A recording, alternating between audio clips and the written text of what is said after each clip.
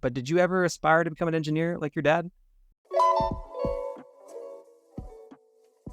When you were a kid, you grew up with your dad, right? Running the company, Meat Engineering. So I read somewhere that when you were little, though, you dreamed of becoming a fighter jet pilot, which is not engineering. But did you ever aspire to become an engineer like your dad?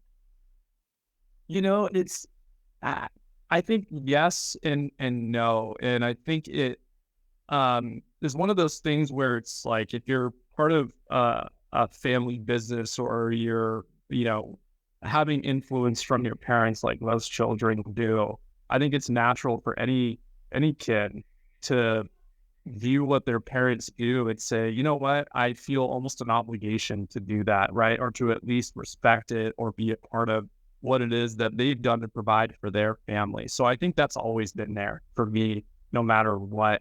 But I, earlier in my career, I don't know if it's fair to say that I was always destined to become an engineer. I think where I was actually a much more natural fit was on the business school side of things. I'm very, very happy that I did decide to pursue that because had I gone down the path formally of engineering from the get-go, I don't know if I would have ever broken out and gained some of the experience that I've had in some of these more diverse and dynamic roles just within the business world.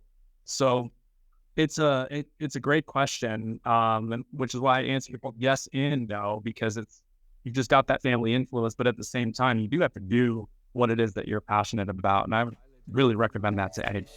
I'm not complaining, nah, I'm not complaining. My thoughts get complicated, I cannot explain in lameness. Never losing focus because I ain't chasing payments. Still playing in the basement while I'm working on arrangements. They heard the kid in 50 countries, thank God that's amazing. But I'd rather thank Spotify, they put me on the station.